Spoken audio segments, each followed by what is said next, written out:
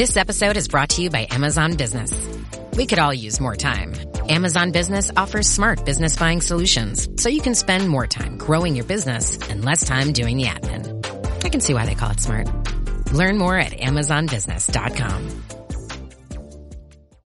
The family that vacations together stays together. At least, that was the plan. Except now, the Dastardly desk clerk is saying he can't confirm your connecting rooms. Wait, what? That's right, ma'am. You have rooms 201 and 709. No, we cannot be 5 floors away from our kids. The doors have double locks. They'll be fine. When you want connecting rooms confirmed before you arrive, it matters where you stay. Welcome to Hilton. I see your connecting rooms are already confirmed. Hilton, for this day. The More Money Show with Steve Moore on the Red Apple Podcast Network. Hello, folks. This is the More Money Show, and thank you so much to people listening around the country. We are live. We are in color, and I am so appreciative of so many stations around the country have picked up the show, and we have people all the way out into Los Angeles on the West Coast, and we have people up in Maine and down in Georgia and in Chicago and Kansas City. So it is such a privilege to be in front of this microphone every weekend for 2 hours. And so, lot to talk about. Let's start with the Schumer shutdown. Incidentally, I was the one, remember 3 weeks ago, I started calling this the Schumer shutdown even before the shutdown happened, because I told you folks that Chuck Schumer wanted this shutdown. He wanted to create crisis. He wanted to create turmoil and mayhem because Trump is popular. Trump's policies are working. Democrats don't have much of a message. By the way, I will be taking your calls throughout the show again, this weekend. So, if I'd love to hear from my Democratic friends and Democratic listeners. What is the Democratic message right now? I don't know. I honestly don't know what the Democratic message is on how they're going to improve the country, how they're going to help balance the budget, how they're going to keep taxes low, how they're going to provide a rising tide of prosperity for everyone. I'd like to hear the agenda. Maybe they have some good ideas. Maybe they're just keeping them hidden in a secret chest or something, because I have not heard a single good idea from the Democrats on the economy. By the way, I don't always agree with the Republicans either on the economy, but I do think that things are going pretty well right now with the U.S. economy. And that was the first point I wanted to make to you this afternoon. You cannot trust economists. You cannot trust them. And I am an economist, and I'm a proud economist, but I'm kind of embarrassed by how bad economists are predicting what's going on in the future. What was it? Yogi Berra said that predicting the future predictions are hard, especially when they're about the future. But I mean, my God, the economists, the standard blue chip economists could not have been more wrong about the economy this year. So if you get our hotline, and I hope you do, I hope everyone has signed up for the hotline because it is absolutely free. It's an email that goes out every morning, 5 mornings a week. And it costs you nothing. But if you want to be the smartest person in the room on what's happening with the economy, what's happening to finance, what's happening in politics, you can get it. And Newt Gingrich has said it's the first thing he reads every morning. It goes to people at the White House. CEOs are reading it. Members of Congress are reading it. And I want you to read it too. And it is free. Just go to unleashprosperity.com. But in any case, one of the things that we pointed out in the hotline this week is we went back and looked at the blue chip economists. What did they predict would happen with the economy? We're 9 months into the year, and the blue chip forecast was 1.5% growth. 1.5% growth for the economy this year because they didn't like Trump's agenda. And that is a little bit wrong, folks, a little bit wrong. They missed it, as Get Smart would say, just missed it by that much. The actual growth rate for the last 2 quarters has been closer to 4%. Now, there's a big difference between predicting a 1.5% growth rate and a 4% growth rate. We're not at 4. We're about 3.7, 3.8. But, how could they be more wrong? And it's because they hate Trump, and their viewpoint on what's going to happen in the economy is colored by not good economics, but by politics. Unfortunately, politics has invaded every profession, including economics. But we've got an economy that's riding high right now. I mean, look at the stock market, all-time highs for the NASDAQ, all-time highs for the S&P 500, all-time highs for the S&P 500 and the Russell 2000. They're all soaring in value. And by the way, this is in contradistinction from what has happened in Europe, in Britain, and in Japan. So we have a chart in our hotline this week where we show what's happened. How many of you are old enough to remember back in the late 1970s and early 1980s? I am. I'm 65, so I remember this. Does anybody remember the rising sun? And Japan was going to take over the world. Japan was going to steal all our jobs. All manufacturing was going to go to Japan, and they had the industrial policy that was going to make them number one. And by the way, at that time, their car industry was booming. They had Honda and Subaru and all these car companies that were beating the pants off of Chrysler and Ford and GM. And so they thought, oh my God, we're losing all our jobs and Japan is the future. Well, actually, if you look at what's happened over the last 40 years, up to this past week, our stock market has grown 30 times faster than theirs. Yes, 30 times faster. Now let's talk about Europe, the European socialist model. Does that work? Because I know a lot of you live in New York and you're thinking a lot about Mamdani and would he be a good mayor? Because he says we need more socialism. He said that in one of his interviews this week. And Mamdani says that he's a socialist and we need more socialism. We need the government to run the grocery stores. We need higher tax rates on the rich and so on. And yet that is the model that Western Europe has used for the last 25, 30, 40 years. They have a kind of European socialism with very high taxes, big welfare state, big government involvement in selected industries. And our stock market has gone up 4 times faster over the last 25 years than the European stock market. So their model is a failure and our model is a success. Now, we're not always free market, but we're pretty free market. We are a pretty economically free country. And that is what has made us the economically dominant country in so many areas, including we have a huge manufacturing renaissance going on in this country. We're number one in robotics. We're number one in AI. We're number one in internet. All the big technologies are being dominated by the United States. We're number one in entertainment. All of these areas are a result of the fact that we have creative people and we have a free market system. So why would we want to move away from that? I mean, why would we want to go to a suboptimal plan as New York is looking at and so many other states are looking at? A few other points I want to make with you. By the way, I will be taking your calls. 1-800-848-9222 is the More Money hotline. So I hope you will call it. Don't call in yet because we're not ready for that segment, but I will give you the alert. But I wanted you to have the number handy. 1-800-848-9222 or 1-800-848-WABC. Another point I want to make. And these are, by the way, these are all things that are in the hotline. And if you want to get in the know, you should be getting the hotline. How about the media? How many of you trust what you see in the newspapers or on CNN or the mainstream media? Because if you don't believe in the media, you are in the majority, not the minority. So here are the new numbers that just came out from a ballot poll that was conducted by Gallup, and they're pretty well respected pollsters. And they've been doing this poll for almost 50 years. This poll question goes back 50 years. Do you respect the media most of the time, some of the time, or not at all? And here are the most recent results. They just came out a week ago, and these are mind twisting. So here's what they found. In terms of do you trust the media, back in the 1970s, 75% believed Walter Cronkite and people like that when they reported the news. They believed the media. You know what that number is today? It is not 75%. It's less than half that. It's 36%, or only about 1 in 3 Americans trust what they see in the media.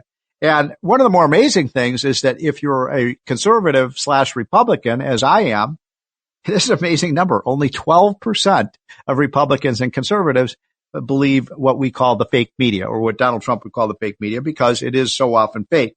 So that's a pretty amazing thing. The media has to rebuild its image, and it has to bring in new leadership because it is so twisted, it's so biased that people don't believe what they say anymore. So I want your view of who should run the media. I know a lot of you listen and watch Fox News. I do a lot of Fox News myself, and I tend to watch Fox News a lot, but I like to watch CNN. By the way, I think CNN has gotten better. They're not as left-wing as they used to be. MSNBC is crazy. I like to watch MSNBC just to hear what they're saying, where they get their crazy ideas. But it is astonishing to me that there is no trust in the media. And the media is going to have to earn back our trust by telling us the truth and giving us the facts, ma'am. Just give us the facts, ma'am, not your twist and your turns on the news stories. Okay, we're going to be right back. This is the More Money Show. I hope you're having a wonderful, wonderful weekend. It is a gorgeous day all over the East Coast. So after the More Money Show is over, get out and get some exercise. We'll be right back. It's the More Money Show. The More Money Show with Steve Moore on the Red Apple Podcast Network.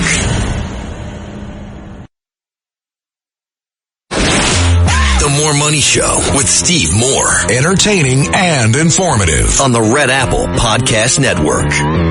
Welcome back, folks. This is the More Money Show. Thanks so much for joining. My first guest is Julio Gonzalez, who's been a friend of mine for 20 years. He is one of the experts, probably one of the 5 or 10 experts on the tax code in America. And he has a new book out. By the way, the name of his company is Engineered Tax Services. He lives out there in beautiful Palm Beach, Florida. And he has a new book out that I find so intriguing. It's called Why Billionaires Love the Tax Code. So Julio, thanks for joining. And why is it that billionaires love the tax code?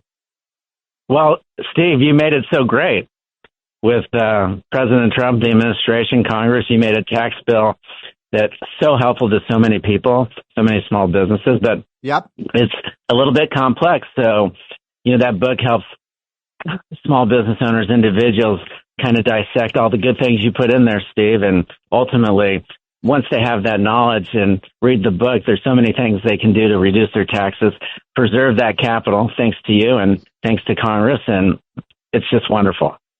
So, Julio, by the way, thank you for those kind words, but you had a lot to do with this too. You're very close to Donald Trump and you've given him great advice, as well as many, many Republicans. So you're saying that if you understand what is in the tax code, you can find ways to reduce your liabilities and pay less. So many great ways, and especially with the new bill that you guys got done. I mean, we brought back bonus depreciation, 100% expensing when businesses invest in their companies, right? Yeah. That was a big one. That was one of the greatest ones you did. I think the best thing you guys did is make tax cuts permanent. Yes. That was tremendous. Now, right. Small businesses don't have to wake up every New Year's Day to a new tax code. So I want to ask you a question. I'm going to ask you a question about my own taxes because I like your advice. And by the way, I'm talking to Julio Gonzalez, who really is one of the top tax experts in America in terms of how to reduce your tax liability. And I'm all in favor of that. So my wife was saying we have a lot of income. We've gotten a lot of income this year. We've had a good year, Julio. And so we're trying to figure out how we can make sure we're not sending half of it to the IRS. And so one of our advisors said, well, put all this money into 401k plan for myself and for my wife and so on, and that would reduce our liability. What do you think of that strategy? I love that strategy. With this new tax benefits that you put into the tax code, investing in yourself is a tax deduction, so we can put money into retirement accounts, to IRAs, and dramatically reduce the tax liability. So I think it's a wonderful suggestion. We reduced our taxable income by about a third through that's a big savings for us. What else do you think what other advice do you give? Because we have hundreds of thousands of people listen to this show and they want to know how they can reduce their tax liability. We were just talking about one. What other things that maybe people aren't aware of in the tax code that maybe billionaires know about, but ordinary Americans don't know about that they could take advantage of? Yeah, so many people, Steve, are working from home. And now in the new tax bill, we have some programs where you can put money aside for health care, and that's all tax deductible. You can put money aside for education, tax deductible. You can also pay Hold on. Let me stop you right there. When you say money aside for education, what exactly do you mean? Does it mean like if I go to my kids go to private school, can I get a tax deduction for that? Is that the school choice stuff that they put in? Yeah, exactly right. So now we can invest in those programs for education and get a tax deductible, tax write-off. So that's great too, Steve. And what else? Steve, I was going to mention that so many people work from home now. There's so many home office expenses. Steve, you can also now pay your children and get a write-off for them and help them, set up some savings as well. Wait, how do you do that? Because by the way, I work at home now, so that's a big deal for us as well. We can write off, you're saying we can write off some of our mortgage, or how do we do that? Of course. Yeah. Yeah, of course. Yeah. Because now you have a home office, right? So you have to apply the percentage of the house to the mortgage, to the interest that goes with the mortgage, right? To, the electric, all that stuff. Okay. And then as I cut you off, you were starting to mention some other things that people are not aware of. Yes, Steve, you can hire the children, pay them a wage, right? No, how does that work? Hire your kid. How does that work? How can you do that? Yeah, you can pay them up to a certain amount a year, Steve, and that's not tax deductible to them, but it's it's not tax to them, but it's a tax deduction for you. And obviously that can be set up to savings to buy school supplies for them for, many things, right? So this is another great advantage, right? And, now are there restrictions on how much you can pay? Well, they'd have to be an employee of your company, right? Is that how it would work? They can, but yeah, of course, let's set that up. Yeah. And the restrictions are, once we go over a certain amount of wages, then it becomes tax. But we got some room there, and that's good. And so, just so many great ways, Steve. And again, thanks to you and how you somehow got this tax bill over the edge and got it passed. It was amazing. So, one thing I wanted to ask you about, because you have a lot of businesses as clients, not just individuals. And are you seeing businesses now taking advantage of the expensing provisions? So they're, are they investing more in capital equipment and plant and research and all of that? Are we seeing that effect yet? Oh, it's 180, Steve. I got to tell you, for the last few years, no business was investing in their business in capital because they didn't know what was going to happen. They were hoping for a new tax code that would bring back the ability to expense it, because you're already spending the money for the equipment. So why can't you write it off in the beginning? But, under Biden, he wanted to spread it out over 5-6 years. It's not worth it. It's not to your advantage to do that. So, it's night and day. Got it. So we just have 20 seconds left. So I'm going to, but can you come on next week, because you have so many great ideas, Julio, and I think our listeners really benefit from it. The book, folks, is Why Billionaires Love the Tax Code by Julio Gonzalez. Get it at Amazon. The More Money Show with Steve Moore on the Red Apple Podcast Network. Wish you could become a morning person? You know the type, up before the sun, early morning runs, first one to the office with donuts and a smile. How do they do it? Easy. With the new Galaxy Watch 8, sleep tracking and personalized insights from Samsung Health help you improve so you can wake up to a whole new you. One who, dare I say it, skips the snooze? It's possible. Train your sleep with Galaxy Watch 8. Learn more at Samsung.com. Requires compatible Samsung Galaxy phone, Samsung Health app, and Samsung account. The More Money Show with Steve Moore. Entertaining and informative. On the Red Apple Podcast Network. Welcome back, folks. This is the More Money Show. Thank you so much for joining. Got a lot to discuss. By the way, I'm going to take a few of your calls now because we have some time before our next guest comes on. So if you'd like to join the conversation, 1-800-848-9222. And the question of the day is, who do you blame for this lockdown and the shutdown of the government? Do you blame it on Trump? Do you blame it on Congress? Or do you blame it on Chucky Schumer? And, you know where I stand on this. I've been calling it the Schumer shutdown for weeks, even before it happened, because Schumer wanted this to happen because he wanted to create mayhem in our government, because that's what liberals do. They don't care about good. They say they're the party of good government, but what they want is power and control, and they'll do anything to get it, even reducing, what my partner, Tim Desher, who's one of our producers here, was telling me that he went to some of the parks this morning because we got a beautiful day in Washington, and a lot of them were closed down. You couldn't go into the parks, which is craziness. Really ridiculous and such a disservice to the American people. Schumer, I'm going to find this quote for you. I don't have it right in front of me right at this moment. I'm going to find it. That proves that he was the one who basically said, we are going to provide Medicaid for illegal immigrants. And if you don't provide the Medicaid for illegal immigrants, we're going to shut down the government. I'm going to find it because they're denying it now, but I have the proof for you. But before we get to that, I want to mention a couple other quick things. So much to talk about on this very busy week. Who do you blame?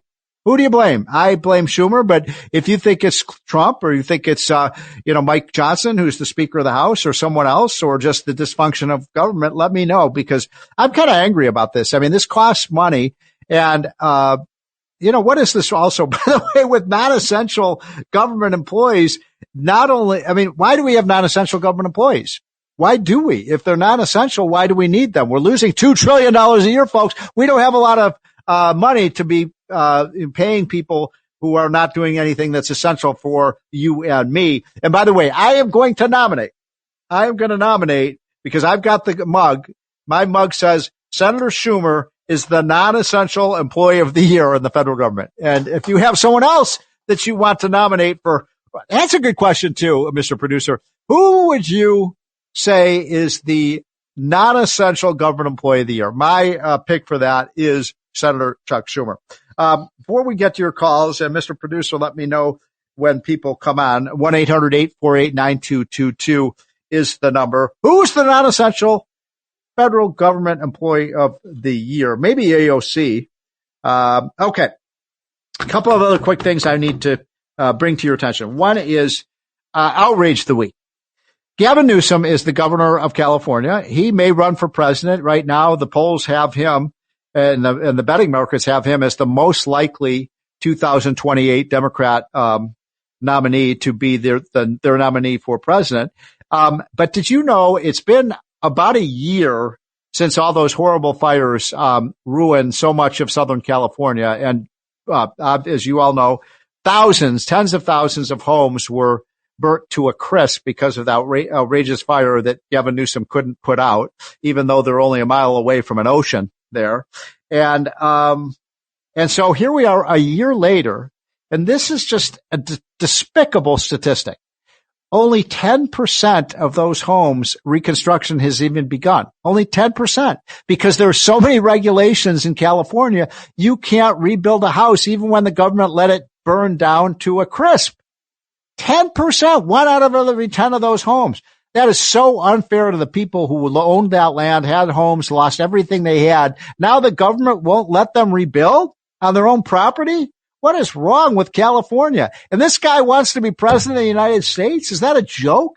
Gavin Newsom couldn't run a 2-car parade, and he wants to be president of the United States. The other thing I wanted to mention to you, big story for those of you who are in New York, and I know we have affiliates throughout the country, but if you live in New York, you should pay special attention to this, that now Texas, we now have a Texas stock exchange. We've had for 150 years, the New York Stock Exchange, which has been the financial capital of the world. Everybody has been trading on the New York Stock Exchange. Guess what? Now we have the Texas Stock Exchange, and the Texas Stock Exchange may take over from the New York Stock Exchange. In other words, I'm telling you that if Mamdani becomes the mayor of New York City, and if he does the things that he says he's going to do, like raising the taxes on the rich, which, by the way, New York already has the highest taxes on the rich, then I believe that Texas may be where Wall Street goes. Maybe they're just saying, we're out of here. We're not staying here. We're not paying 20% taxes on top of our federal taxes when we can go to Texas and pay nothing. There's no income tax. There's no capital gains tax in Texas. So be careful, folks. And I'm not telling you how to vote, that's your choice. And I just want people to vote, but I'm telling you that it is, making me very nervous that there are ideas to continue to raise taxes on the rich. And if they do that in New York, I'm here to tell you, Wall Street will no longer be located in New York. And I hate to see that. I love New York City. I go up there every couple of weeks. I work for the Wall Street Journal. I spent a lot of time in New York. I do not want to see America's greatest city destroyed by taxes and socialism, but that might be the way it goes. Now, Miami, by the way, also wants a stock exchange. So we might have the Florida Stock Exchange. That's going to be really bad for New York. You're going to lose a lot of your best people if you continue to raise taxes and soak the rich. Okay. Mr. Producer, do we have anyone on the line yet? Big news. Sephora is now on Uber Eats. So if you find yourself facing a beauty emergency, like needing a last-minute gift, or you're just out of your favorite mascara, again, don't panic. We got you. Order now and get $10 off on Sephora orders of $50 or more on the Uber Eats app. Order now. Offer ends October 30th. One order per customer. Additional terms apply. See app for availability. Delivery fees may apply. No one should have to choose between their own safety and their pets. But nearly half of domestic abuse survivors delay leaving because they can't bring their pets with them. Purina is helping to create more pet-friendly domestic violence shelters through the Purple Leash Project, so survivors and their pets can escape and heal together. Visit Purina.com/purple to learn more. Oh, Linda, thank you so much for calling in. I say Schumer is the least important federal employee in America. What do you think, Linda? Hi, Steve. I cannot believe you knew what was in my head. I couldn't believe you just said AOC. That's the first thing that came into my head. The troublemaking bartender that the dumb people listen to. She's the most, I don't know how many, all these things that happen, and I always heard her name. It was behind it, AOC. She's dumb, right? And people don't know anything, and they listen to her. Schumer's bad, but she's worse. Well, she may be. And, she is and by the way, there's a lot of talk that she will run for, senator against Chuck Schumer when he is up for the end of his term. And I think that's one of the reasons that Chuck Schumer's turned so far to the left, because he's trying to save his seat in the Senate. You are right. And it's so sad, by the way. Great call, Linda, that the face of the Democratic Party today is not moderate, centrist, common sense Democrats. The face of the Democratic Party today is people like Chucky Schumer. It is people like Gavin Newsom. It is people like, AOC. And by the way, don't forget about Elizabeth Warren. And they keep swinging the Democratic Party further and further to the left. And I hate to see that, by the way. I'm not here. This, folks. I'm not a rah-rah Republican. I believe sometimes the Republicans at best are the lesser of two evils, but I want the Democratic Party to be back what it was when you had people like Bill Clinton, who was a centrist Democrat, and Bill Bradley and Sam Nunn, and people who made a lot of sense, about policy. I didn't always agree with them, but oftentimes we did. When we passed the tax reform bill in 1986, which was not that long ago, that passed with 97 votes. And we lowered the top tax rate to 28%. You couldn't get a single Democrat today in the House or the Senate to vote for a 28% tax rate. They want 50, 60, 70, 80% rates. And that is a real shame. I'd love to hear your views on this, folks. If you think that it's not the Schumer shutdown, if you think the Republicans are the ones who are to blame, I'd love to hear from you. 1-800-848-9222. But come on, 1-800-848-WABC. Mr. Producer, who is our next caller? At Thales, we know cybersecurity can be tough and you can't protect everything, but with Thales, you can secure what matters most. With Thales industry-leading platforms, you can protect critical applications, data, and identities anywhere and at scale with the highest ROI. That's why the most trusted brands and largest banks, retailers, and healthcare companies in the world rely on Thales to protect what matters most. Applications, data, and identities. That's Thales, Thales. Learn more at thalesgroup.com/cyber. This episode is brought to you by Indeed.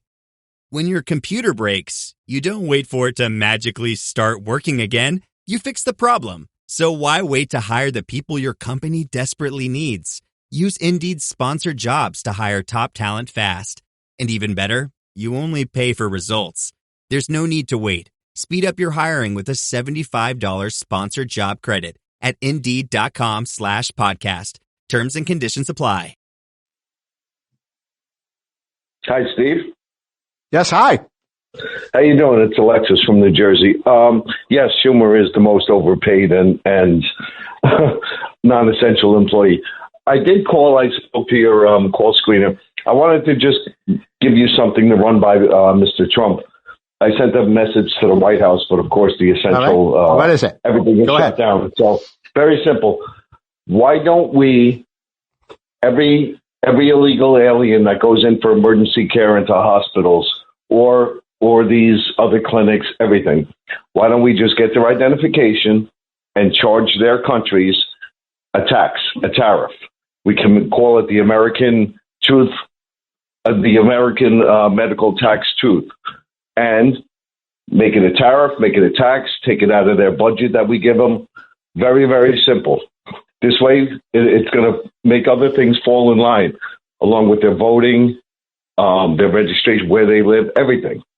Real simple. Well, okay. So great idea. Thanks for calling. Look, I am not anti-immigration. I am pro-immigration. I think we need the workers. I love how hard the immigrants come in and they work. Hispanics have done an unbelievable job in this country in terms of climbing the economic ladder. But what happened, just so you know, is that Joe Biden, you all know this, Joe Biden let everybody come in. He didn't enforce the border for 4 years. And so we had criminals, we had drug runners, we had terrorists, we had gang members coming into the country.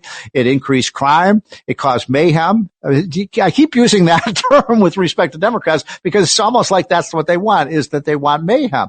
And so what I'm saying is, and I'm in favor, by the way, a pay to stay thing. If you got somebody who's come into the country and they've been here for, say, 5 years, and they've been working, and they haven't committed any crimes, and they've got an employer who can attest to the fact that they're a fine fellow or a fine lady, maybe they could pay a fine, but we cannot afford to pay the health care for everybody in the world. I mean, we're going to run out of money if we do that. And that's the problem I have with this bill. Now, that gets me, I'm going to read this. I finally found the quote. This is the bill that passed Congress back in July. It passed right before the 4th of July, and it's on Medicaid. And I'm going to read you this passage because what the Democrats want to do is repeal this passage from the big, beautiful bill. Okay, are you ready? I'm going to read this to you. It's right out of the federal code. It says, in no event shall payment be made to a state under this section for medical assistance furnished to an individual unless such individual is a resident of one of the 50 states, the District of Columbia, or a territory of the United States, and B, either one, a citizen or national of the United States, or two, an alien lawfully admitted for permanent residence. Now, I think 98% of Americans would say, yes, Medicaid should only be going to people who are lawful residents of the United States or citizens of the United States, and the Democrats shut down the government because they want to overturn that. And I guarantee you, and by the way, if it's emergency care, I wouldn't want to turn somebody away from emergency care. I obviously people should get emergency care. We don't want people to die in the emergency room. But how many tens and tens of millions of people are going to try to come to the United States because they want free health care? I mean, think of that. Tens of millions of people will come. Every single emergency room in the country will be overwhelmed with illegal immigrants coming in, not because they want to work, but because they want to have free health care. We can't afford it. And I'm not trying to be hard here, folks. I'm just here to tell you this is going to bankrupt the country if we allow this to happen. The other thing Democrats do not want, and the other reason they shut down the government, is they are opposed to a work requirement for welfare. By the way, Bill Clinton was the one who put this in place in the first place. Bill Clinton is a Democrat. And Democrats voted for it. And now they're saying, no, we're going to get rid of work restrictions so people can come in and they don't have to work, and people can be 25 years old and watch TV all day, and they're not helping themselves, or they're on their cell phone, playing video games. And no, they have to be working. If you're going to get a welfare benefit, you have to help yourself. It's a hand up, not a handout. And so the Democrats say, no, we're not going to have a work requirement for welfare or Medicaid. Again, I have a problem with that. I wonder what you guys think, because makes no sense to me, that policy. We're going to take a quick break. We'll be right back. This is The More Money Show. The More Money Show with Steve Moore on the Red Apple Podcast Network. Tonight on NBC, Jimmy Fallon and Bozoma St. John host the incredible new competition show. I hired 10 creatives from all walks of life. They will be battling it out to see who can impress the world's biggest brands. This is a huge opportunity. This is the battle for the next big idea. This is not play. We're spending millions of dollars. I'm so excited to embark on this adventure with all of you. May the best idea win! On Brand with Jimmy Fallon, tonight on NBC. The More Money Show with Steve Moore on the Red Apple Podcast Network. We're back, folks. This is the More Money Show. Thank you so much for tuning in. I hope you're having a wonderful weekend. My next guest is Mark Byrne. Mark Byrne is the author of a book that I've been really promoting because I think it's just a fantastic new book on how to make money. It's called Making Wall Street Irrelevant. Making Wall Street Irrelevant. A great book. Mark Byrne is the head of Byrne Factor LLC. Mark, thanks so much for joining. Well, thank you, Steve. So tell us about the book. How do we make Wall Street irrelevant? Well, you stop listening to them, for one thing, and right. and take control of your investments. I mean, it's not that hard. The book is really about everything everything I know now that I wish I'd known when I was like 25. Right. How long have you been in the business? Oh, since the mid 80s. Okay, right. So I've been around for a while. I've been around. I've seen it all, up and down, and it's not predictable, but it is in the long term sense, So you just have to. Well, my approach is different. Most people, or Wall Street, they tend to tell you need to reach a certain goal dollar amount, right, and then you'll be fine. And I think that's kind of crazy. My approach is you need a certain income that you can retire on. And if you have, let's say I think the going amount that they keep telling you to target is $2.6 million. What happens when the market drops 50%? Hold on, $2.6 million is what you need to retire? What happens if interest rates go down and you can't really invest in bonds or other investment securities to make a good income? Yeah. So what do you do? What do you do? Yeah. Well, that's what we're asking you. I mean, you've got the book. We want to make Wall Street irrelevant. We want to make a lot of money. That's why people listen to this show. What's your advice? Well, I go through several examples in the book. I call them interludes of how people with take-home pay after taxes of less than $50,000 per year in today's dollars, after adjusting for inflation, paid their bills and end up with $5 million or more in savings. Wow. Yeah, they did it over a lifetime. There's no get rich quick formula. Right. And everything in the book is not a mystery. It's just, it takes the mystery out of how to do it. And so, by the way, the book, folks, is called Making Wall Street Irrelevant. I love that title because I don't trust a lot of the financial advisors. They always tell you the same thing, but they don't seem to have the answer. I mean, I'm just turned 65. What is your advice for people who are nearing, because we have an older audience for this show. What do you advise people who are maybe in their 50s or 60s? How do we prepare financially for retirement?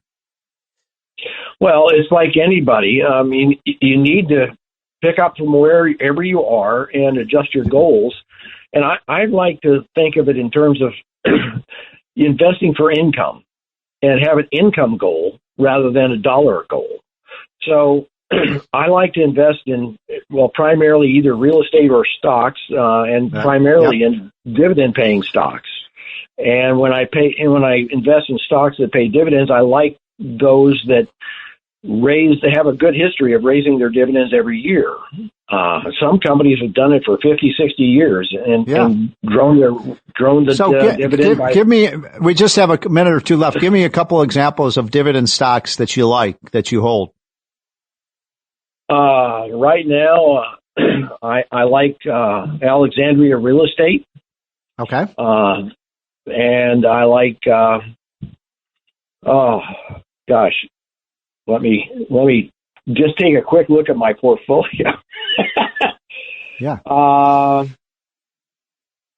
I like Novo Nordisk. Okay. The weight loss company. I think it's a bargain right now.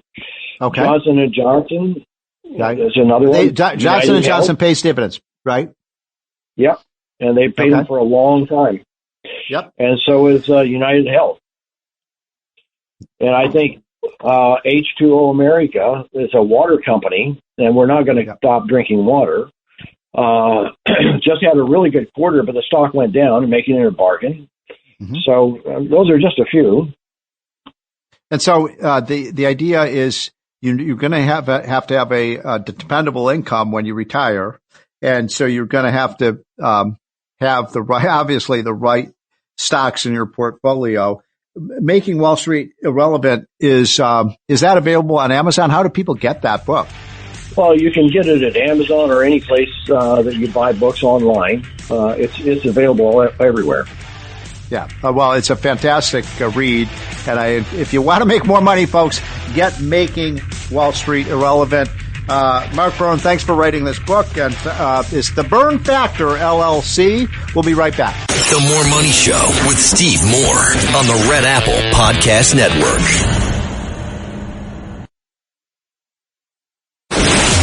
The More Money Show with Steve Moore. Entertaining and informative. On the Red Apple Podcast Network.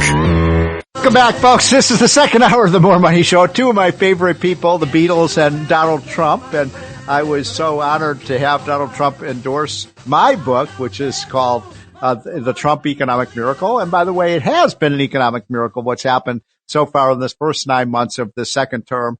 Really, things are going quite well with the economy. Everything. Look, I know people still have problems. Grocery prices are still too high. We've got a debt that's still too high, but Trump is the fix-it man. He's fixing a lot of these problems, with his executive orders, with his big, beautiful bill, with the DOGE, which has saved so much money for American taxpayers.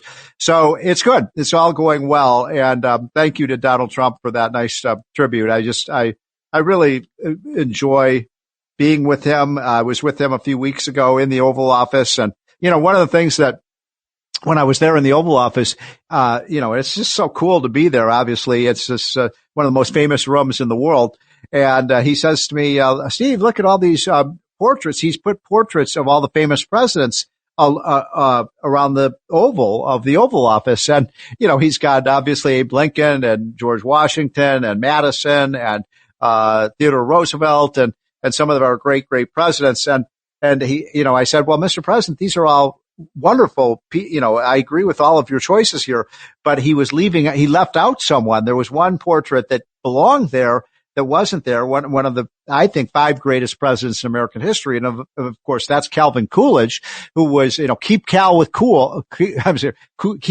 with Cal was the slogan back then in the 1920s. And he was, the president who cut ready for this? He cut the highest income tax rate in the United States from 73% to 25%.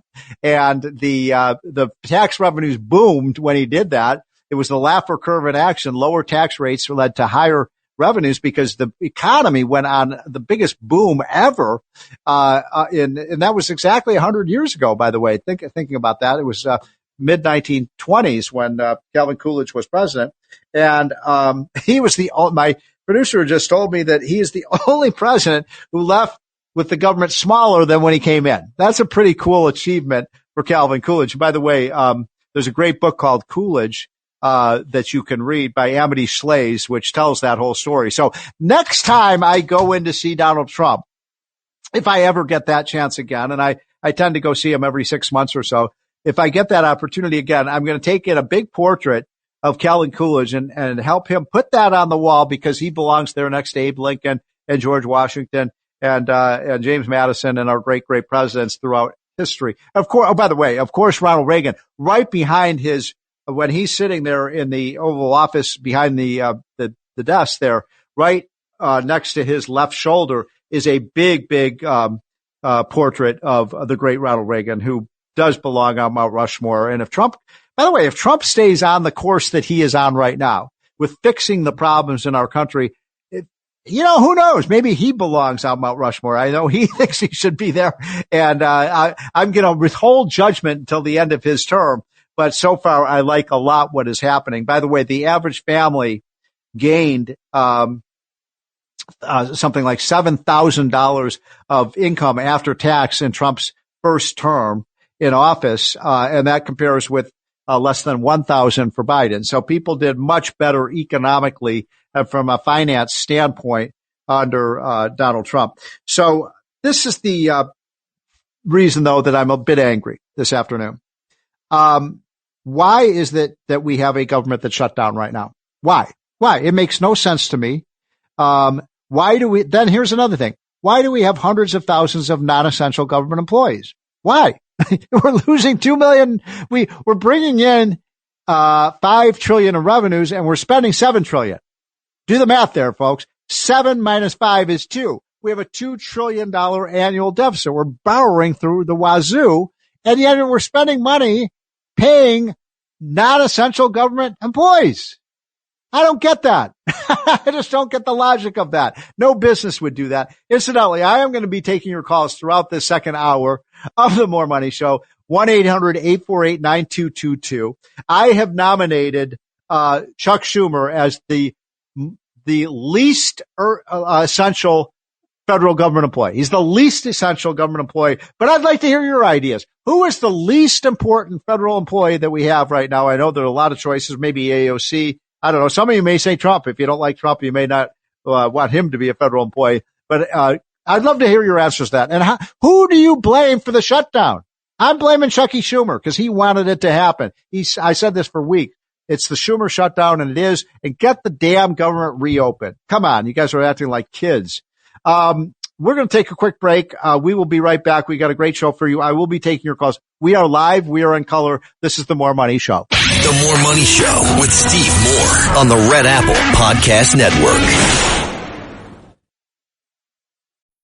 Hey, business owners, we know you know the importance of maximizing every dollar. With the Delta SkyMiles Reserve Business American Express card, you can make your expenses work just as hard as you. From afternoon coffee runs to stocking office supplies and even team dinners, you can earn miles on all your business expenses. Plus, you can earn 125,000 bonus miles for a limited time through October 29th. The Delta SkyMiles Reserve Business Card. If you travel, you know. Minimum spending requirements and terms apply. Offer ends October 29th, 2025.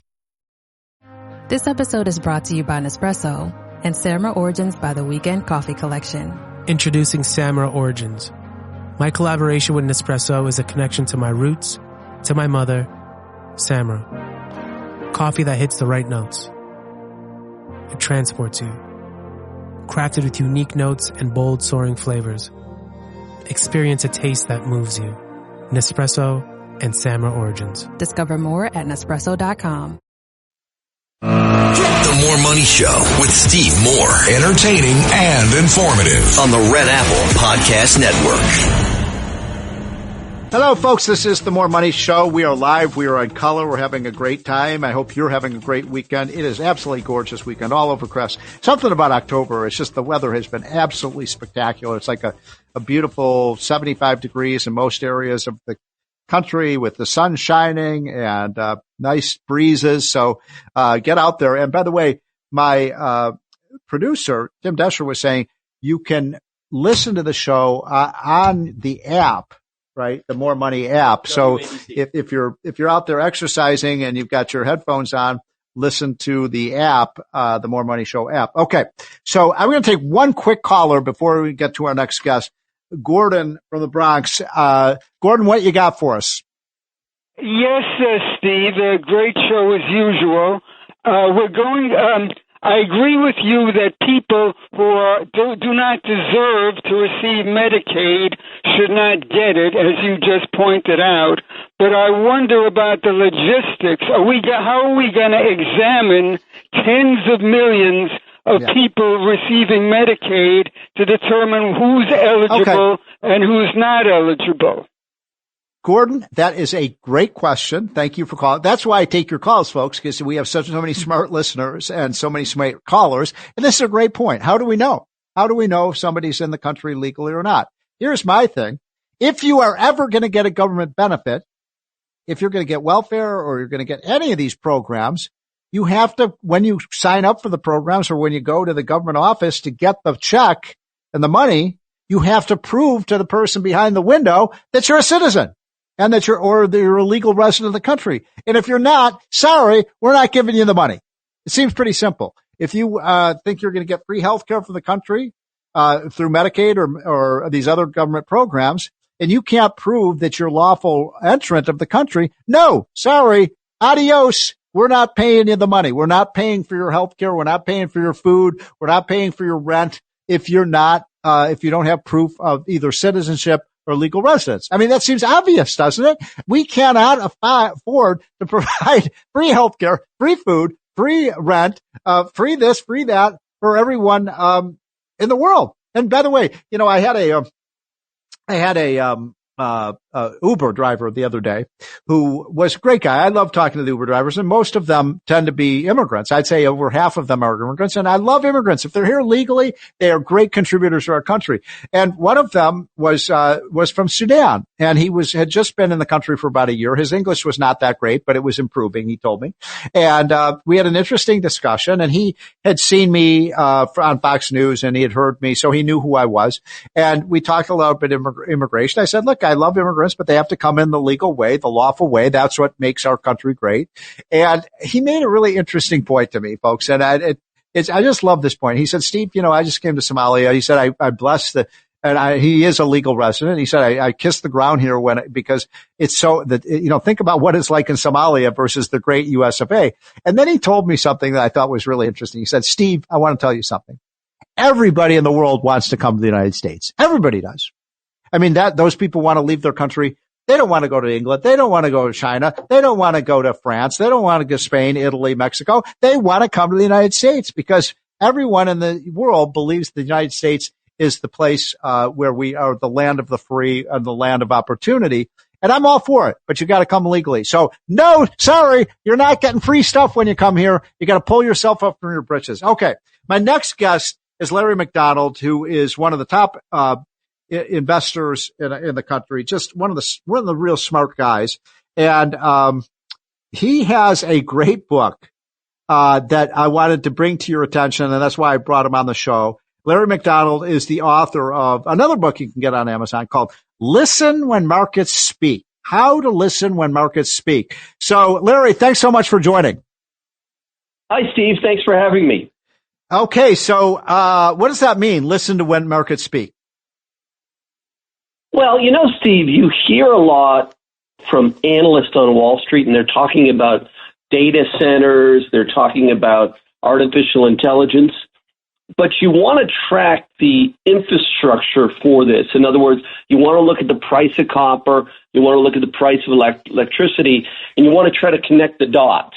And so you want to listen to when the markets are speaking, and the markets are telling us right now that copper prices are really going to skyrocket potentially over the next decade because they're just building too many data centers. There's too much pressure on the power grid.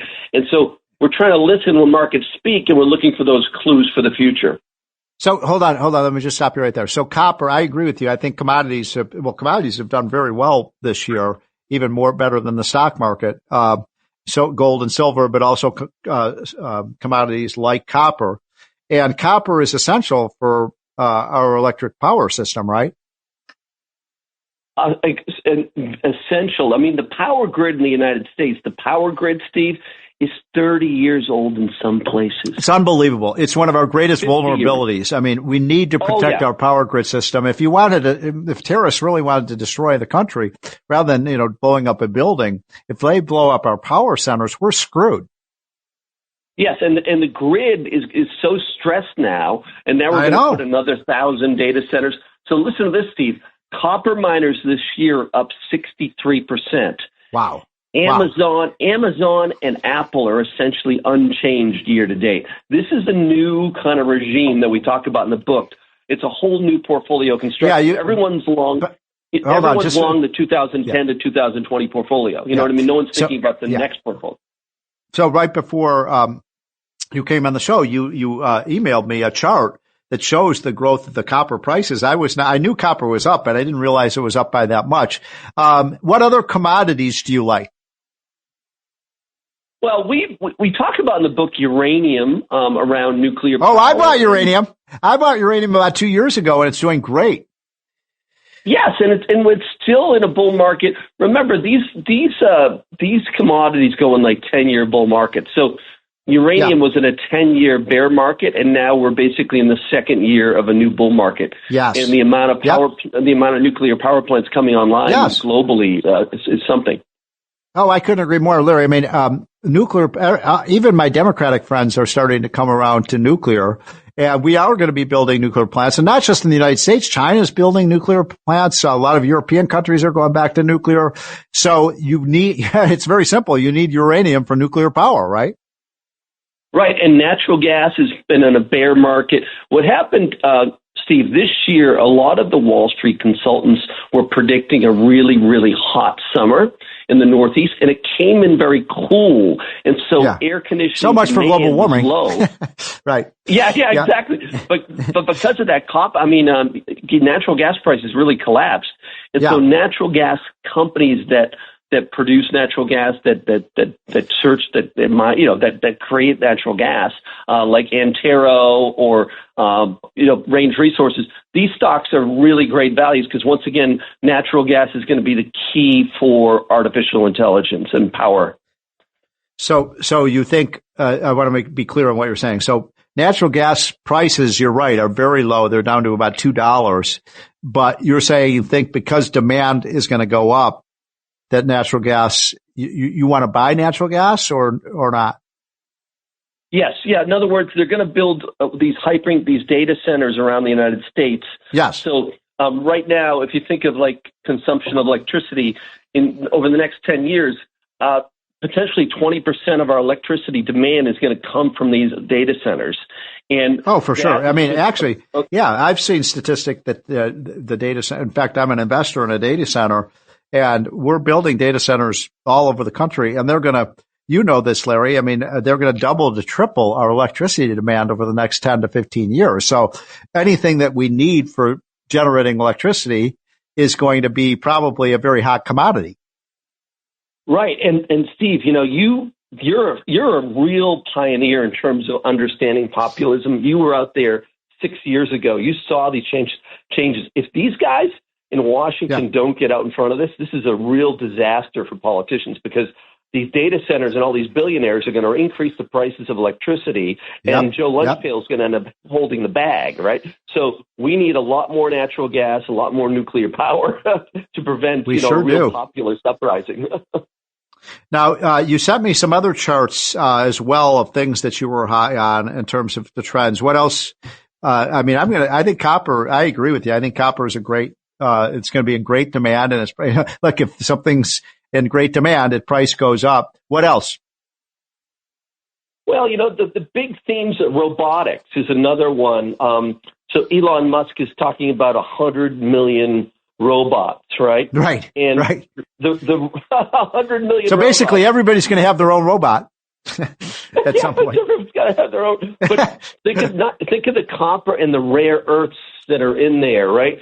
So it's the metals, what we call the rare earths. So the REMX ETF owns a lot of these rare earths. So it's really the book is about how to listen to the market speak, and it's about a great migration of capital moving from financial assets. Steve, financial assets, these are just stocks, are just paper certificates. Everyone in the next 10 years is going to have to own companies that own hard assets. So from financial assets, paper certificates, over to hard assets. That's the big theme of the book. So let me ask you a question about that then, because, in terms of owning hard assets, gold is a good example, although gold is more, it has many functions. But do you buy, when you buy these commodity assets, do you buy the actual commodity itself? Do you buy the companies that make the copper? How's the most efficient way to own these assets? Well, take silver, for example. Owning the companies that search for silver, like Hecla Mining, it's risky because they're going around the world in some dangerous places, right? And some are safe and some are dangerous. But so the safer way is just to own the commodities, so the SLV ETF. But think of this stat. My dad was telling me about this. We wrote about this in the book. But silver historically can be about anywhere from 2 to 3% of financial assets, right? Like in the 80s, silver was 3% of all financial assets. So families own gold and silver, right? Right now, it's less than 1%. So what's happening is, if you look at that gold-silver ratio, that's gone from, say, 88 down to, say, the low 80s. But in a real commodity bull market, Steve, that gold-silver ratio should be in the 50s or 60s. So that tells you that silver is going to dramatically outperform gold, going forward, because you have all that solar demand, plus you have this currency debasement trade going on, because of all the deficit spending in Washington. Right. So we have let's see, gold is up about 42% this year. Silver is up, is it not?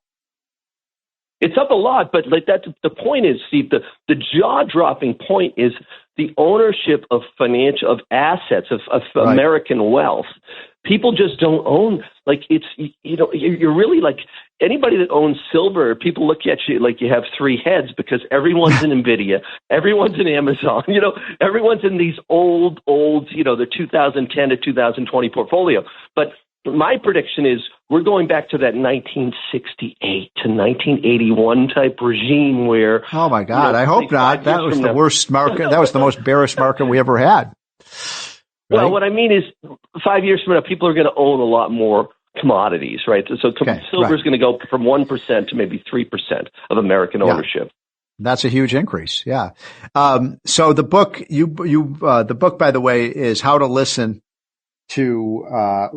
When Markets Speak. And I think that's a great theme, because the markets are trying to signal to you what to buy, and people don't often listen to what the markets are saying. Steve, I wrote my first book about Lehman Brothers. It was a New York Times bestseller. And I'm connecting the dots here, Steve. There's really something dark going on with passive investing. So I want to make sure that our listeners understand. So think about the top two stocks in the S&P. Is Microsoft and NVIDIA. They're now, Steve, they're 15% of the S&P. So the last 20 years, the top two stocks were only 5% or 6% of the S&P. Now the top two stocks. So if you have $1 million in the S&P, 150,000 of your dollars are in two stocks. And that was not the intention of indexing. The intention of indexing was diversification, not concentration. So these Magnificent Seven, which account for a huge percentage of the gains in the market over the last 5 years, are they overpriced now? I mean, they have huge multiples. Well, if you look at NVIDIA, it's trading at 30 times sales. That's unbelievable. $4.6 trillion. That's 30 times sales, Steve. Microsoft's at 14 times sales. But the problem that we lay out in the book, in order for these companies to grow at the expectation to reach those valuations, for them to achieve that, they have to grow. And you're going to need a new power grid. You're going to need a lot more coal. The coal names, Steve, the coal names are a screaming buy down here. Screaming buy. So wait, say that again about coal. Well, the coal names are really cheap. So if you look at CNR, so Core Natural Resources, CNR, or just look at the coal ETF, to keep it simple. These stocks are trading with 14% free cash flow yields. They're producing tons and tons of free cash flow. They've reduced debt. But Trump calls it big, beautiful coal. He says anybody in the White House that says coal, he says you're fired. You have to say big, beautiful coal. Right? Yeah. And by the way, we do, this is a very good point, because I've talked to Trump about this. He's all in on American oil, gas, and coal. And by the way, we still get 25% or so of our power in this country from coal. We're still going to use it, and we have clean coal. So this idea that coal is some kind of satanic energy source, no, it's not. We need coal. It's cheap, it's efficient, it's made in America, and it's cleaner than ever before. Steve, like you can buy the coal stocks, right? For example, CNR, I think it's got like a $4.5 billion valuation, $4.5 billion. NVIDIA is $4.5 trillion. So think about it. Yeah.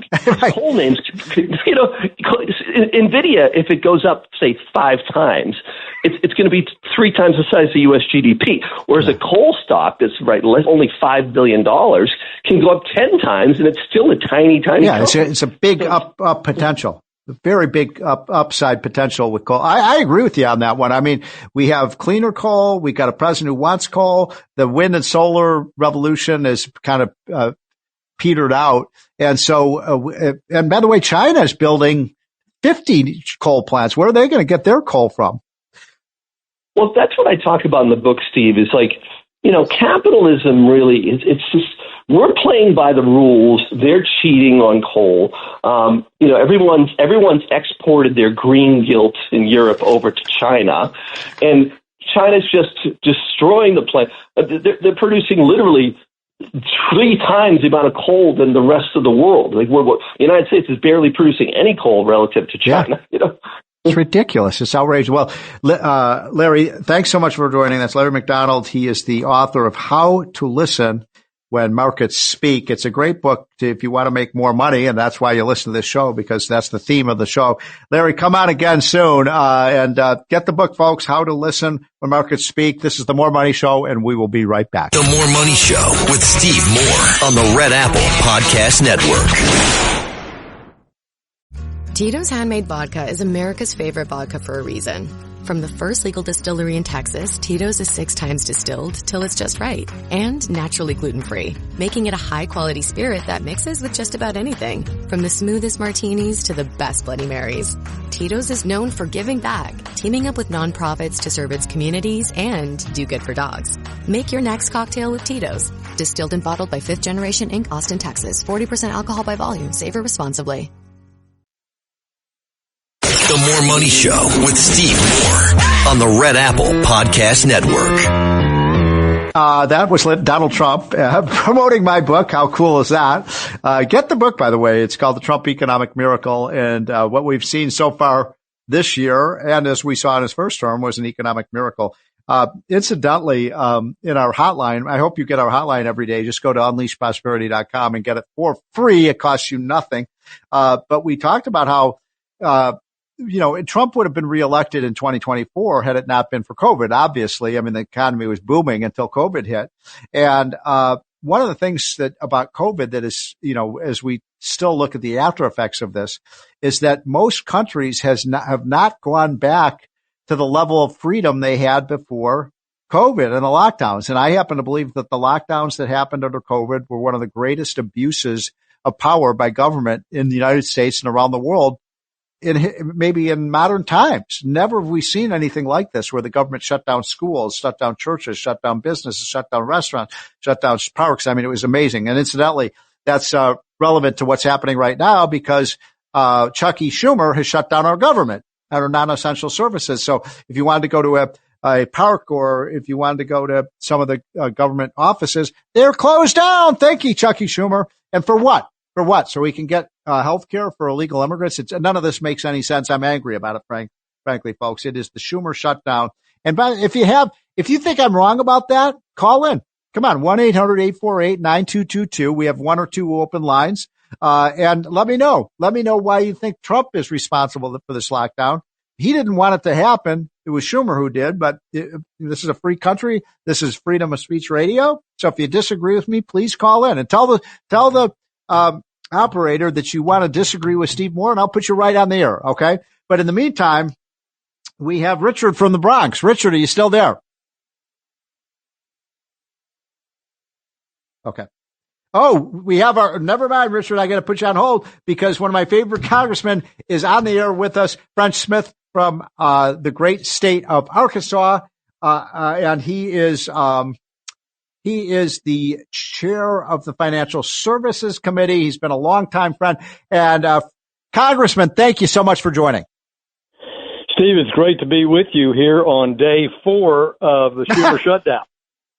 So I want to get into that with you for sure. But before we get to that, I want to tell you, French, that when we have a new website called votewithyourfeet.net, and a lot of our listeners are very familiar with it. And you can go to the map on votewithyourfeet.net, and you can click on any two states. It'll show you where people are going to and where people are traveling from. And one of the things I wanted to tell you about this is Arkansas, for the first time in a long time, is actually importing people from New York and California. In other words, more people are moving from California to Arkansas than from Arkansas to California. And more people are moving from New York to Arkansas than from Arkansas to New York. You got a little boom going on there in Arkansas. Well, it's a fantastic state. It's right in the center of the country. It's convenient coast to coast. We have a great governor in Sarah Sanders who's doing a marvelous job cutting taxes, cutting regulation, making the business environment a lot better. And, for 30 years, starting really with Huckabee 1 back in the 90s, Mike Huckabee, our current governor to Israel, we began shrinking the size of government. We formed Arkansas Policy Foundation, and you see the benefits now. And so I invite all your listeners, if you're looking for a low-tax, easy place to do business, come to Arkansas. Well, especially if New York City elects a socialist. I think you're going to see a lot of people leaving New York. I mean, we laugh about it, but it's sad because so many of our listeners are in the New York area, listening to WABC. And Arkansas is a free market, free enterprise, pro-freedom state. One of the first people to come seek freedom here from New York was Winthrop Paul Rockefeller. One of the Rockefellers. Yes, he came in 1953 and built a fortune here, and his grandchildren live and thrive here. And he was one of the most famous first New Yorkers to escape the city. And that was, of course, 65 years ago plus. Well, that's an amazing story. And, of course, Arkansas, everyone knows Arkansas is was the home of Sam Walton and Walmart. And a lot of the Walton family still lives in Arkansas, do they not? They do, and it's booming. I mean, what the Walton family has done in Northwest Arkansas is make it one of the top destinations for tourism with Crystal Bridges, one of the top destinations for American business with Walmart, J.B. Hunt, Tyson Food headquarters, the University of Arkansas, which has gone from about 10,000 students when I moved home to Arkansas in 1993 to about 35,000 students today. So the area is really booming, and it's a great place to live and work. Are there 35,000 students now at University of Arkansas? There are. And, about half that's because, I went to University. That's amazing. Well, I went to University of Illinois in Champaign-Urbana, Illinois. I don't know if you've ever been there, but, we had about 30,000 students there, and we were considered a huge university. Arkansas is now one of the biggest universities in the country. And it's doing really well. I think it's definitely known not only for the medical school success here, where you've got 3,500 kids in the sciences here on the campus in Little Rock, but what's amazing to me is the growth of the business and logistics programs at the University of Arkansas, all based on those incredible companies that have been built by Sam Walton and Don Tyson, for example. Amazing. Well, folks, if you're fed up with the Northeast and you want to go to a hospitable place, Arkansas is certainly one of them. So the other reason, of course, I wanted to have you on, well, there's two other reasons I wanted to have you on. One is I did want to talk about the shutdown. I'm angry. Our listeners are angry. I think the American people are angry about what Chuck Schumer has done to our country. I think most Americans realize this is the Schumer shutdown. And they're denying, by the way, that I talked about this early on the show, that this has anything to do with illegal immigrants getting Medicaid, but it's right there in the document. It is. I mean, it's in Schumer's bill on page 57. It's posted. You can read it for yourself at speaker.gov. Mike Johnson's done a great job. Yes. Simply sticking to the facts, and the facts are there. What are the Democrats doing? They're trying to reverse all the waste, fraud, and abuse reforms in Medicaid that the Congress just passed this summer and signed into law. That's exactly what he's up to. Yeah, no, you guys say, by the way, you played a big part of this. I'm talking to French Smith, congressman from Arkansas, and the chairman of the is it the Financial Services Committee? Financial Services Committee, exactly. Right. And so you had a big part in passing the big, beautiful bill. And you had in that bill about $1.5 trillion of budget savings over 10 years. And by the way, if I have any complaint with that bill, I don't think there were enough savings. But basically what Schumer is doing, if I understand correctly, Congressman, is that he wants to just get rid of all those savings. And that would add another $1.5 trillion to our debt. Right. And this continuing resolution, which no one likes, I get it, but was bipartisanly crafted, no gotchas in it. Democrats in the House and the Appropriations Committee knew what was going on, agreed to the November date. Donald Trump agreed to the November date. Right. Yes. Senate Republicans agreed to the November date. So it's just Schumer. And Schumer's lost, as you watched, a couple of his members. You got Fetterman voted with the Republicans, and I think Angus King, I think the independent from Maine, voted with the Republicans. They know it's ridiculous to be doing what Schumer's doing. And it's doing is not paying the military. And this wipes out WIC, which is the program for poor families, which unfortunately include food access for some of our enlisted military people, because he's also blocking the pay raise for the military by doing this. So just for our listeners, because they don't, a lot of people don't follow this as closely as you do or I do. So the bill, this is the budget bill for fiscal year 2026, and did this bill pass the House? Yes, it passed the House. And okay. Did you get any Democratic votes in the House for this? I don't think we may have gotten. If we did, we got 1 or 2 Democratic votes. Yeah. It was bipartisan, as it was bipartisan in the Senate. In the Senate, right? Exactly. Senate liberal. Well, the Democrats are afraid of their shadow and afraid of their left wing. That's what's driving. Yeah. What's the old saying that the left hand of the Democrat Party doesn't know what the far left hand is doing, and I think there's a lot of truth to that. So. You're right. There were 3 Democrats in the Senate who voted. And by the way, people might be confused about this because I get this asked all this time, Congressman. People say, well, wait a minute. The Republicans run the House and the Senate and the presidency. So how can the government be shut down if it's not the Republicans' fault? And I have to always remind people that in the Senate, it takes 60 votes to pass a budget, and the Republicans only have 53 in the Senate. So this is how Schumer, isn't that correct? That's how Schumer has stopped the bill. Right. Schumer is stopping it by denying votes for cloture, which is to stop the filibuster to bring the bill to the floor. So what he's done is he's blocked the procedure to bring the Republican clean CR to reopen the government to the floor.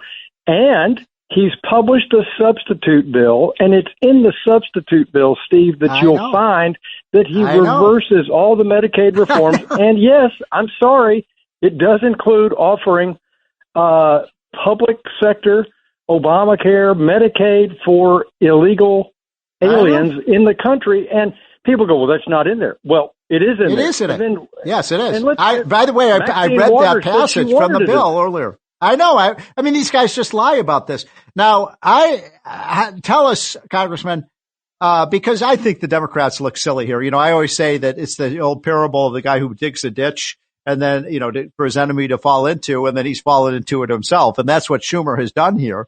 And so how long do you expect that this shutdown will continue? Every day that goes by, we get closer to people not missing. They'll be missing another paycheck. I know. Next week, I fully expect the Smithsonian's around the 6th or 7th to close, that they'll run out of money carried over from the previous fiscal year. And then every tourist, every child's group coming to Washington will know Chuck Schumer has closed the Smithsonian. And so the heat will get, I think, hotter and hotter when you have child care services that are in our states that are have to be laid off because they're funded by grant programs from the federal government. Yeah, and yet it costs the government a lot of money because the people still get paid even though they're not working. Right. Well, I mean, this is the fallacy. And look, Republicans know the dangers of shutdown. I mean, this is a bipartisan error. I've never seen whoever starts the shutdown win their big policy goal they had. I'm with you on that. And all you do is hurt the American people, and you end up costing the government and the taxpayers a lot more money trying to start these programs back up, particularly in the Pentagon. So, Congressman, I think I speak for not all my listeners, but a lot of them, because I take calls and I know they're angry like I am. But I want to tell you loud and clear, Congressman, I do not want Donald Trump and I do not want, the Republicans in Congress to fold on this. I think you've got the high ground here. The Democrats caused this and they're going to have to come to the table again. I do not want you guys to blink. Yeah, Schumer, if he wants to negotiate points in the appropriations bills, guess what? That's why we have a continuing resolution. He can go to committee and make an amendment himself. That's what's so flabbergasting about this, is that that's exactly what we're doing. We've passed 4 bills in the House. Susan Collins has passed 3 bills in the Senate. We're going to a conference committee on those bills as we speak, if we could be working in Washington.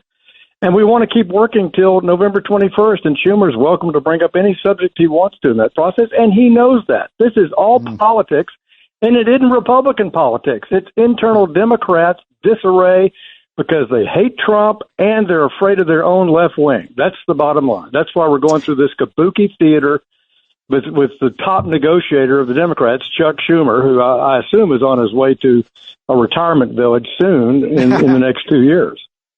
So I'm talking to French Smith, the great congressman from Arkansas, who is also, by the way, the chairman of the very powerful Financial Services Committee. One other thing I wanted to ask you about with respect to this shutdown bill, French Smith, and that is, why are the Democrats opposed to work requirements for welfare programs? I mean, it seems like 75 to 80% of Americans support if you're going to get a government benefit, you got to work for it. And even Bill Clinton was, your governor from Arkansas, Bill Clinton, a Democrat, was for that. We did that in 1995 when he was president. And now the Democrats are all against work requirements. Well, it's been a terrible swirl down the toilet for Democratic policymaking in the past 30 years. They also were for secure border. They also were against giving health care and other benefits to illegal aliens crossing that border in the 90s. And they were absolutely for work requirements as a way to encourage able-bodied people not in poverty, that are not caring for a child, that are not disabled, not caring for a disabled child, to have a modest work requirement. How modest is it? 20 hours a week. You have to volunteer. You have to be in school, or you have to work 20 hours a week in order to be eligible for Medicaid. I don't think that's a heavy lift. It sure isn't. Talking to French Hill, the great congressman from Arkansas. Now, I would love to, if you've got a couple minutes, Congressman, I'd love to ask you about the financial service regulation sector, because, the name of this show is More Money, how you can make more money. And you have a lot of say over the financial sector of our economy. What are you working on? What are some of your top priorities on that committee? Access to capital is number one. We want entrepreneurs and businesses in this country to have more choice in getting capital at lower prices. And we're doing it in 3 big ways. First, we're expanding crowdfunding, where people without government bureaucracy can raise money from friends and family. We're doing it by lowering the cost of being a public company so that we can encourage more companies at lower stages to go public. Well, let me just stop you right there, French Hill, because that is a big priority of mine, in our group, Unleash Prosperity. We're seeing, these statistics, but the number of companies that are going public has really declined dramatically. And that means, people who, if you've got, 401k plans and so on, there's less and less companies to invest in. How are we going to encourage, what do we need to do to encourage more companies to be able to go public? Because, some of these regulations that were passed by the Democrats in past years have really caused companies not to want to go public. Yeah, this is right. There are half as many public companies than when I graduated from Congress. Unbelievable. College. And then one of my amazing statistics, when I was campaigning to be elected by the Republicans in the House to be the chairman of the Financial Services Committee, I asked a trick question to the group, Steve. It's not like who's buried in Grant's tomb. I said, how many stocks are in the Wilshire 5000 index? I know 5,000. 3,700. We don't have enough companies that qualify for the Wilshire 5000 index. Oh, wait, hold on. So say that again. So you're saying there are not 5,000 companies in the Wilshire 5000? Not anymore. We only have 3,700 that qualify. I did not know that. I did not know that. And so what we're trying to do is lower the cost of doing the accounting, publishing for quarterly statements, annual statements. The proxy has been turned into a socialist warfare activity. In 1980, the Procter & Gamble proxy was 15 pages. It's closer to 300 pages now. It's been turned into this politically correct warfare of people trying to get Procter & Gamble to do crazy stuff like disclose what their DEI policy is or how they're stopping climate change or whatever. So we're trying to do it through documentation. We're trying to do it by raising the market cap for an emerging growth company so that more and more smaller companies can go public instead of waiting so long. We have this will be a record year for IPOs this year. That is the best news I've heard in a long time because we've seen such a decline in IPOs. Mostly in tech. By the way, I'm talking to French Hill, who is with the Financial Services Committee and one of the smartest guys I know on Capitol Hill dealing with these issues. One of the issues with respect to companies going public, too, is some of the liability requirements put on people on the boards. And I think this was part of Sarbanes-Oxley or some of these previous and so are you doing anything about that? Yeah, well, one of the biggest increases in risk is when the far left lobbies the Securities and Exchange Commission, lobbies Congress to put pressure on corporations to make disclosures that are not material, like in climate. And if you start disclosing things that are not material, you're putting that board at risk for misleading investors, and it's not material to the financial statement. So we're trying to go back to the basics on that. I think, again, our states have got to embrace tort reform. I mean, most of our advertising in Arkansas is not pharmaceutical advertising. It's trial lawyer advertising. So we're trying to do it that way as well. And then over in the banking sector, I've got a program that I started the day I became the chairman called Making Community Banking Great Again. And it's trying to reduce the regulatory burden from Sarbanes-Oxley and Dodd-Frank on our entrepreneurial 5,000 medium-sized to medium-large banks who are being treated like they're running J.P. Morgan Chase. I mean, these are much simpler, less complex enterprises, but they have all the same paperwork burdens that Congress and the regulators have put on them. And we've had such good partners with the new vice chairman of the Fed, Mickey Bowman, with our great new Treasury Secretary, Scott Bessent.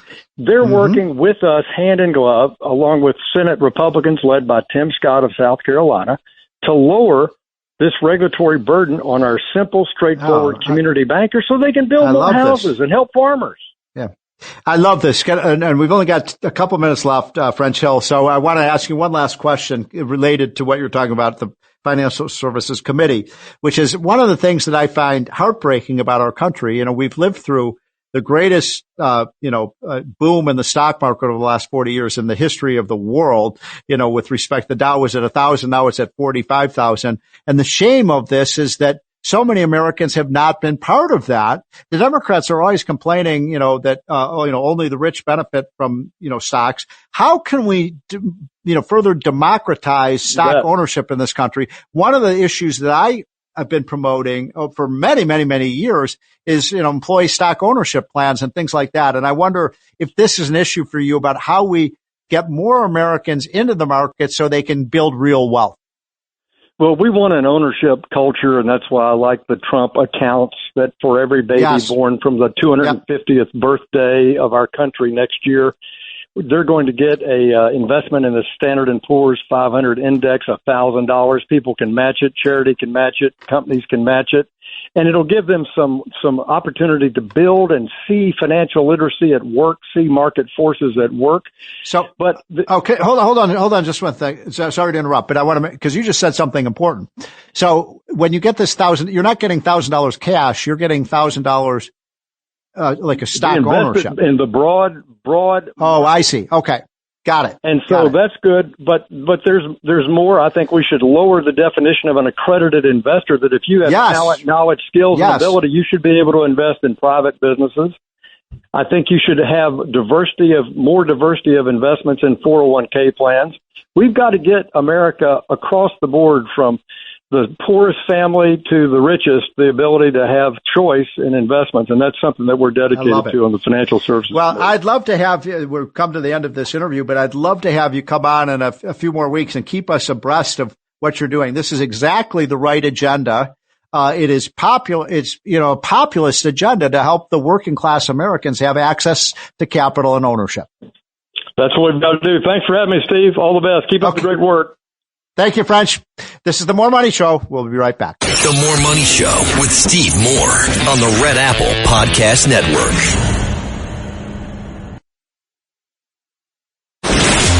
The More Money Show with Steve Moore. Entertaining and informative on the Red Apple Podcast Network. Back, folks. This is the end of our 2-hour show. We've got a few minutes left. I want to squeeze in a couple of last-minute callers. I think Rick, who's been very patient from the Bronx. Rick, are you still with us? Yes, I am. Sorry to keep you waiting. We've only got about 4 minutes left. What do you got for us?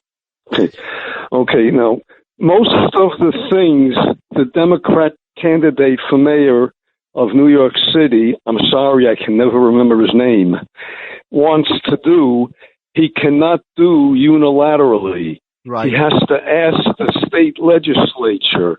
And yes. Raising taxes is one of those things. Well, that's good even news. Even though the state legislature is majority Democrat, I don't think they're nearly as crazy as he is. Well, I hope you're right, by the way, Rick. I mean, this is a very good point you've raised. I appreciate your call because, look, New York is already New York City, the tax is 14.5% on income tax, and you got a 14.5% capital gains tax on top of the federal income tax, which makes New York City the highest income tax place in basically all of North America. And that's killing the city. And if they raise it another 2 or 3 percentage points, I think people are going to be out of there. I'm going to try to squeeze in Bob from New York if we've got time. Bob, are you still with us? Still with you. Yeah, all the congressional Democrats are non-essentials. I mean, they could have passed the Clean Bill and they didn't. I love it. Right. They're not working for we the people, okay? And let's extend that to the Democratic mayors and governors at the same time. But I do have a real quick question. So, Bob, who do you blame? Bob, who do you blame for the shutdown? Well, from the top down, I mean, if you want to go with Schumer from the top down, because he was spearheading this. But he is. Let's face it, they all voted, except maybe 1 or 2. I'll give Fetterman, a bypass maybe. But, they all voted to kill the Clean CR multiple times. So you're not working for me. You're not working for we the people. Yeah, it's a shame. Hey, Steve, Bob, great. Credit card interest rate. When are they going to do something about this? Because it's more than a personal unsecured loan from a bank. Well, we want the free market to work and let the industry fix that problem. But Bob, great call. Folks, it's been a privilege and a pleasure to be with you over the last couple of hours. We've had some great advice about how you can make more money.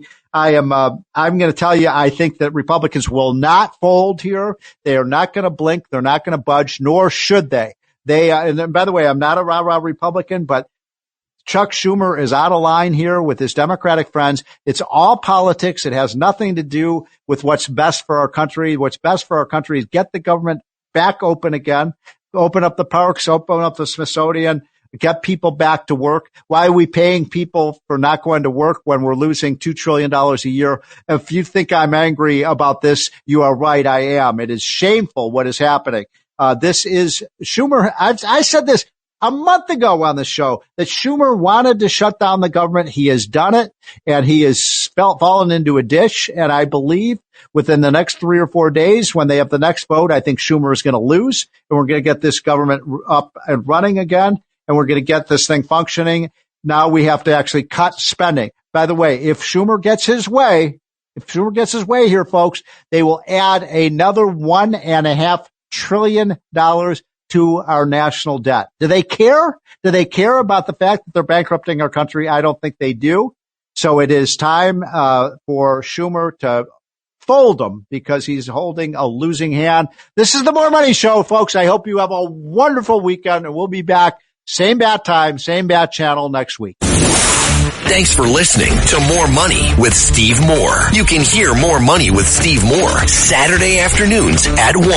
If you like the podcast, share it with your friends and listen anytime at WABCRadio.com and download the WABC Radio app. Hit that subscribe button on all major podcast platforms. Plus, follow WABC on social on Instagram, TikTok, Facebook, and X. See you next time for a new episode so you never have to wonder, what the heck is going on here?